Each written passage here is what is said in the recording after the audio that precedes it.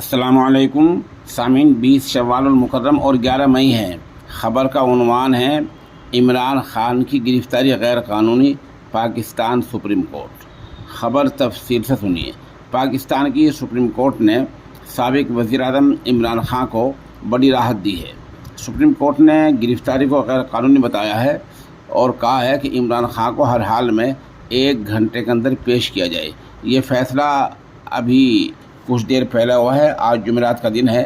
مطلب یہ ہے کہ عمران خان کو آج ہی سپریم کورٹ میں 1 گھنٹے کے اندر پیش کرنا ہے۔ سپریم کورٹ نے ساتھ ہی یہ بھی کہا ہے کہ مستقبل میں ایسی باتیں اور ایسی مثال نہیں قائم کرنی چاہیے۔ عمران خان نے ان کے وکلاء نے یہ گرفتاری کو اسلام آباد ہائی کورٹ میں پہلے چیلنج کیا تھا، وہاں سے ریٹ خارج ہو گئی تھی۔ پھر ہائی کورٹ کے فیصلے کو سپریم کورٹ میں چیلنج کیا تھا، تو سپریم کورٹ نے آج اسی بارے میں فیصلہ دیا ہے اور کہا کہ گرفتاری غیر قانونی ہے، اور ساتھ یہ بھی کہا کہ عمران خان کو 1 گھنٹے کے اندر یہاں کورٹ میں پیش کیا جائے۔